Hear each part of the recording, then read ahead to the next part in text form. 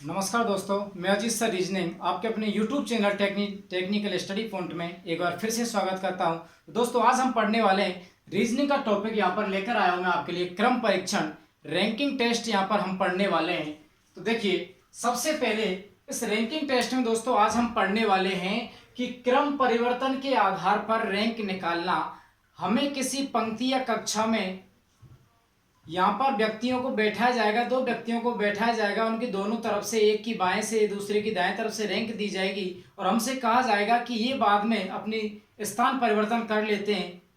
तो यहाँ पर हमसे कई क्वेश्चन पूछे जाते हैं। तो देखिए, हम यहाँ पर क्वेश्चन के माध्यम से इसको समझते हैं। तो क्वेश्चन अपने सामने है कि छात्रों की एक पंक्ति में अतुल का बाएं से 10वां स्थान तथा पवन का दाएं से 16वां स्थान है। यदि ये अपना स्थान बदल लें तो अतुल बाएं से 15वें स्थान पर पहुंच जाता है। तो यहाँ पर दोस्तों इस टाइप का जो क्वेश्चन पूछा जाता है, इस पर आधारित 3 क्वेश्चन यहाँ पर एग्जाम में बार बार पूछे गए हैं, पूछे जाते हैं। यहाँ पर हम बात करते हैं, पहला क्वेश्चन है कि दाएं से पवन की रैंक क्या होगी, पंक्ति में कुल कितने छात्र होंगे, दोनों के मध्य कुल कितने छात्र होंगे।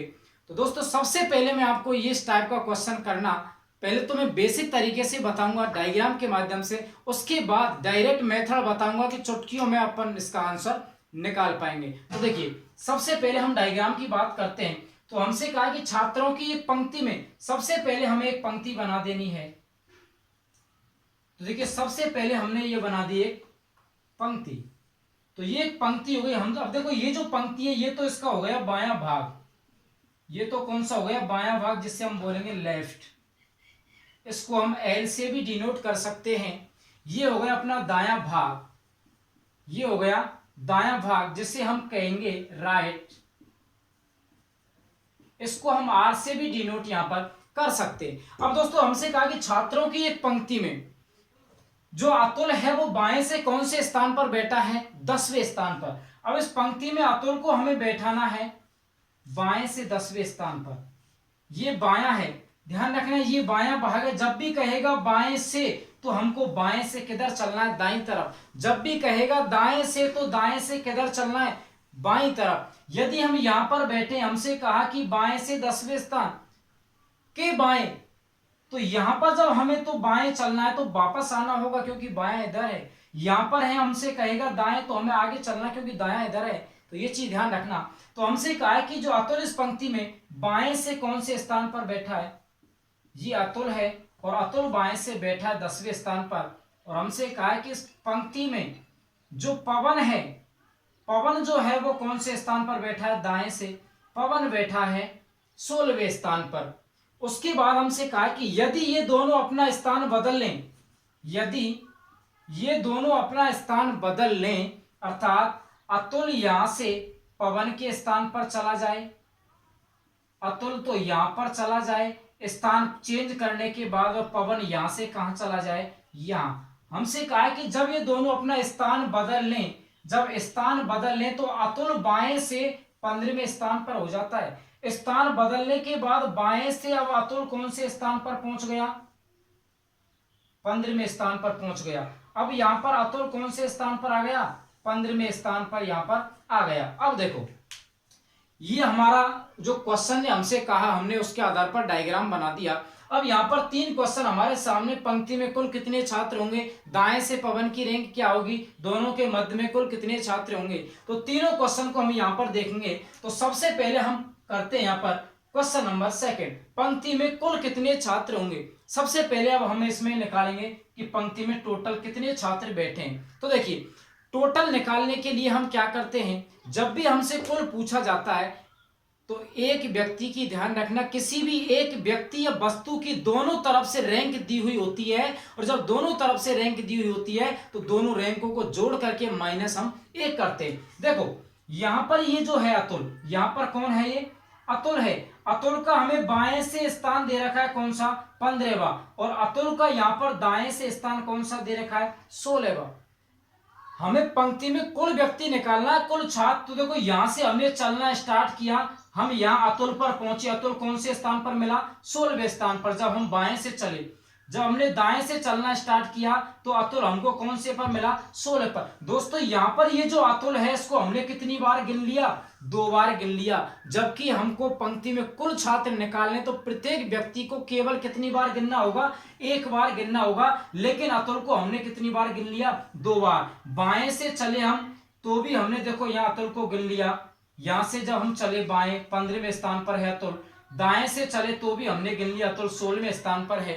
ठीक है, तो हमने अतुल को कितनी बार गिन लिया, 2 बार, जबकि 1 बार गिनना है, टोटल निकालना है। तो देखो यहां से यहां तक जब हम गए बाएं से तो 15, यहां से यहां तक आए हम दाएं से तो कितने, 16। तो हम टोटल निकालने के लिए क्या करेंगे, L प्लस R माइनस 1।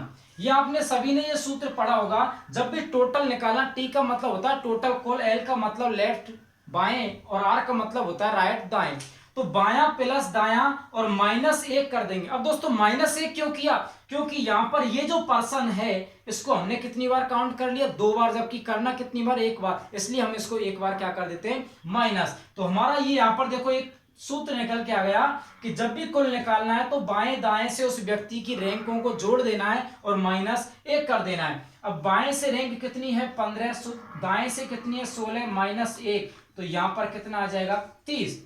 दोस्तों इस वाले क्वेश्चन का, सेकंड क्वेश्चन का जो हमारा आंसर आया है वो कितना आ गया हमारा 30। कितना आंसर आ गया 30। पंक्ति में कुल कितने छात्र होंगे, 30 छात्र होंगे। अब देखो पंक्ति में हो गए कुल 30 छात्र। अब हमें यहां पर निकालना है सेकंड का आंसर। अब हम बात करते हैं दाएं से। दाएं से पवन की रैंक क्या होगी, पहला क्वेश्चन देखते हैं कि दाएं से पवन की रैंक क्या होगी। दोस्तों पंक्ति में जो टोटल व्यक्ति कितने बैठे हैं, अब इस पंक्ति में यहां से लेकर यहां तक टोटल कितने व्यक्ति बैठे हैं, 30 व्यक्ति बैठे हैं। कितने व्यक्ति बैठे हैं, 30 व्यक्ति। अब देखो 30 व्यक्ति बैठे हैं, टोटल 30 व्यक्ति। हमसे पूछा पवन की दाएं से रैंक, पवन बाएं से पंक्ति में कौन से स्थान पर है, पवन पंक्ति में बाएं से बैठा है कौन से स्थान पर, 10वें स्थान पर। यहां से यहां तक टोटल 30 व्यक्ति बैठाने, यहां से यहां तक पवन तक कितने बैठ चुके हैं, 10। पवन के बाद में और कितने बैठने हैं, 30 में से 10 माइनस कर देंगे तो पवन के जो बाद में बैठेंगे वो कितने बैठेंगे, 20। लेकिन हमको बाद वालों से मतलब नहीं है, हमको तो पवन से मतलब है। हमको तो पवन से मतलब है कि दाएं से पवन का स्थान कौन सा होगा। तो जब यहां से हम चलेंगे पवन की तरफ तो 20 तो ये व्यक्ति मिलेंगे और जो पवन होगा वो कौन से स्थान पर मिलेगा, हमको 21वें स्थान पर मिलेगा। कौन से पर मिलेगा, 21वें स्थान पर मिलेगा। तो जो पवन का स्थान होगा वो कौन सा होगा, 21वां। कौन सा हो जाएगा, पवन का दाएं से स्थान 21वां। दोस्तों इस तरीके से हम कर सकते हैं। यहां पर देखो हमने अभी देखा था T बराबर L प्लस R माइनस 1। ये तो कुल निकालने के लिए है, लेकिन जब हमें कुल दिया जाए और किसी व्यक्ति की एक तरफ से रैंक देकर दूसरी तरफ से पूछी जाती है तो हम क्या करते हैं। अब देखो यहां हमको पवन की बाएं तरफ से दे रखी है, दाएं से निकालनी है। तो R बराबर T प्लस 1 माइनस L। यहां जब एक टोटल देकर के किसी व्यक्ति की एक तरफ की रैंक दी हुई और दूसरी तरफ की पूछी जाए तो जो भी टोटल दिया हो उसमें हमें क्या करना है, एक जोड़ना है और दूसरी तरफ की रैंक को माइनस कर देना है। यहां हमने बेसिक से देखा तो 21 आया। अब देखो अब यहां देखते हैं R बराबर हमको निकालना है टोटल कितना, 30 और 30 प्लस 1 माइनस बाएं से स्थान कितना है, 10वां है। 30 और 1 कितना, 31 और 31 में से 10 माइनस किया तो कितना आ जाएगा, 21। तो पवन की जो दाएं से रैंक होगी वो कौन सी हो जाएगी, 21वीं रैंक हो जाएगी। कितनी हो जाएगी, 21वीं। दोस्तों ये दोनों तक क्वेश्चन समझ में आए। पहले का आंसर क्या हो जाएगा, पवन की दाएं से रैंक कौन सी हो गई, 21वीं। अब देखो उसके बाद अब हम बात करते हैं यहां पर। अब यहां पर देखो हम बात करते हैं, अब हमसे तीसरा जो क्वेश्चन हमसे पूछा है वो पूछा है कि इन दोनों के मध्य में, तीसरा क्वेश्चन जो हमसे पूछा है वो पूछा है कि इन दोनों के मध्य में कुल कितने छात्र होंगे। पवन यहां पर बैठा है, अतुल यहां पर बैठा है, इन दोनों के बीच में यहां कितने छात्र होंगे ये हमसे पूछा है। तो देखिए यहां से यहां तक की हम बात करते हैं, पंक्ति में यहां से यहां तक पवन जो है वो कौन से स्थान पर है, 10 में। और यदि हम अतुल की बात करते हैं तो अतुल यहां से बाएं से कौन से स्थान पर बैठा है, 15वें स्थान पर। अतुल बाएं से 15वें स्थान पर है और पवन बाएं से है 10वें स्थान पर। तो हमें देखो यहां से यहां तक अतुल तक 15वें स्थान पर है, तो यहां से यहां तक 10 हो गए पवन तक। पवन के बाद हमें अतुल तक पहुंचना है 15, तो पवन के कितने स्थान बाद बैठा है ये अतुल? 5 स्थान बाद। तो 5वें स्थान पर तो कौन बैठा है? यहां पर 5वें स्थान पर तो कौन बैठा है?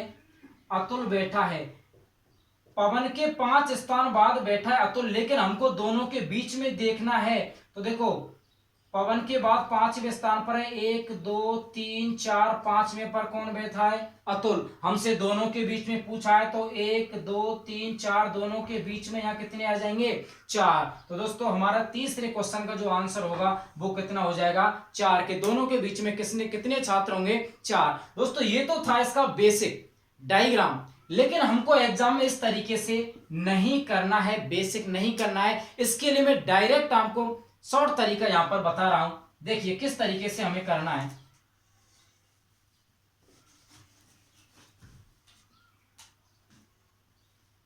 जब भी इस टाइप का कोई क्वेश्चन हो तो हमें कुछ नहीं करना, जो व्यक्ति दे रखे हैं उनको लिख लेना है।